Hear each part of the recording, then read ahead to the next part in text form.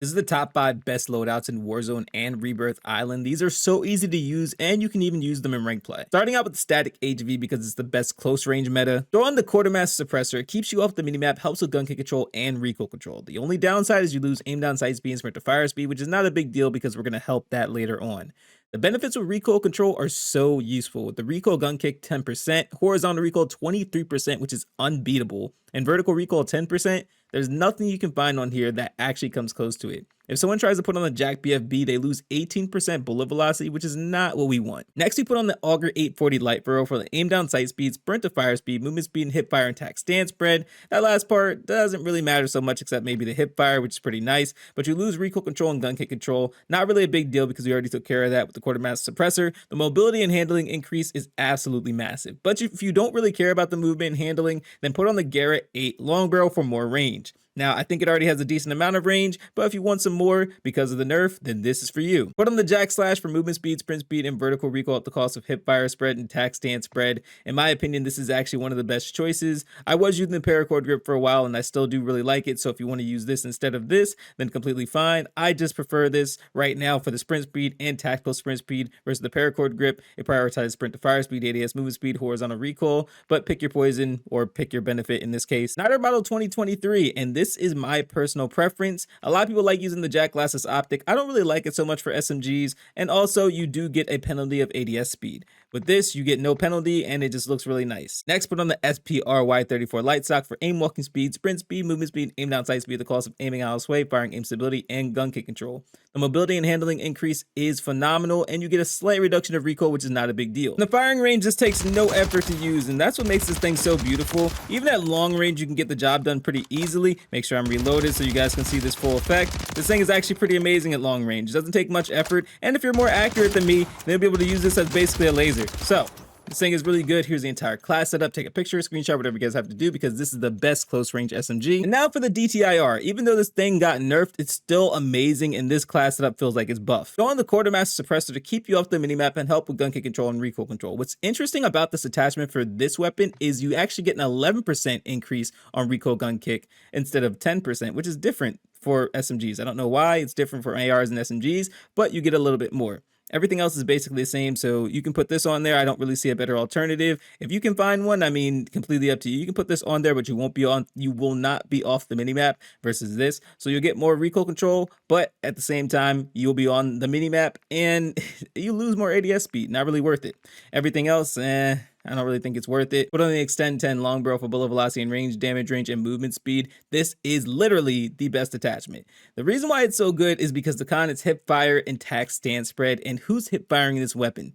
Because of that, this is literally the ultimate attachment. 20% across the board for range, and then movement speed goes up 7%, ADS movement speed 8%. The only thing that comes close to this is the Sanctum 60 long barrel for 15% across the board, and then you get some recoil benefits. But the thing is, this already has basically zero recoil, so why would you even use the Sanctum 60 if it already has zero recoil? And then you lose more mobility and handling. I don't think that's worth it. Oreo Eagle's Eye 2.5 times is my preference, but if you want the Jack Glasses optic, that's fine too. I mean, they're both good. Both kind of have similar cons. I mean, this has slightly more con on ADS speed and movement speed than this, but I mean, it's really whatever you choose. Rifleman 200 stock for recoil control, aiming out sway, and gun kick control at the cost of aim down sight speed, sprint to fire speed, and movement speed. 17% across the board for recoil control. You lose mobility and handling, but this is so worth it to make it a laser. Finally, the 40 round mag to have as many bullets as possible. When I tell you this doesn't take any effort to actually use at basically any range, it's such an amazing battle rifle, and honestly, I'd be surprised if somebody did not have this as a class setup yet, but if you don't,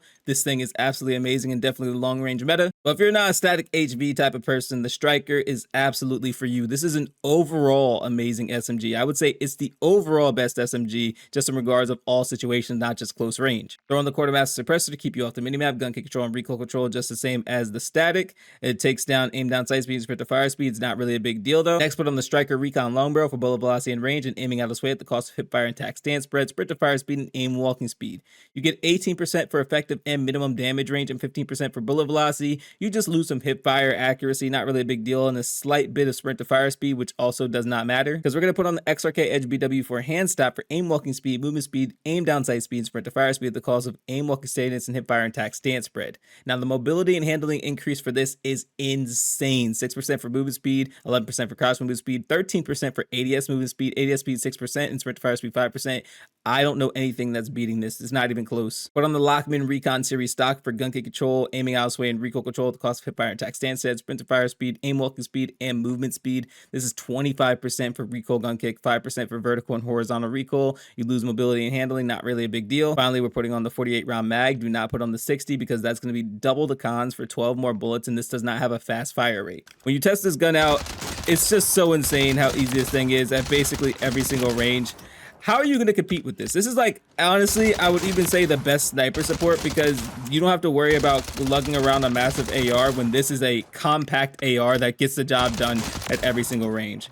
And believe me when I say, even up close, the TTK is massive. So please use this class setup if you haven't already. It's just so good. They recently buffed the Holger 5.56, and I can honestly say it's a strong contender for the long-range meta. Throw on the quartermaster suppressor to keep you off the minimap. You lose aim down sight speed and sprint to fire speed, but the benefits are the same. Throw on the Cheerios 6 match for bullet velocity and range, recoil control, and gun kick control at the cost of aim down sight speed, aiming out sway, and sprint to fire speed. You get a 20% increase for effective and minimum damage range and 11% for bullet velocity. You also get an increase of recoil control, 4%, 8%, and 7%, which is pretty nice. You lose handling, not really a big deal. Throw on the Broom Pivot Vertical Grip for gun kick control, vertical recoil, firing aim stability, and aiming auto sway at the cost of horizontal recoil, aim down sight speed, and sprint to fire speed.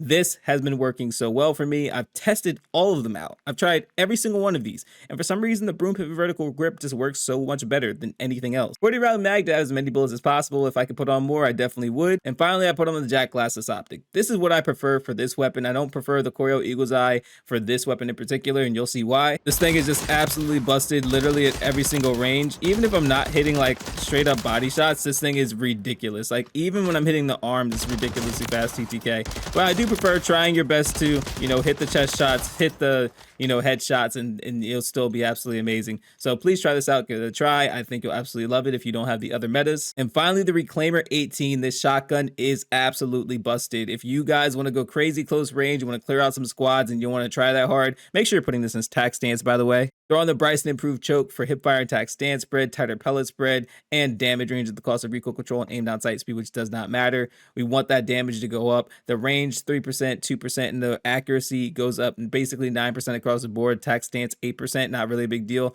If you prefer the Bryson Choke, then you won't get the range benefits as much, but you will get a damage increase. So whichever one you really want, completely up to you. On the Discourager 900 Heavy Barrel for 2 ammo capacity, bullet velocity and range, recoil control and gun kick control at the cost of reload quickness, sprint to fire speed, tac sprint speed, and sprint speed.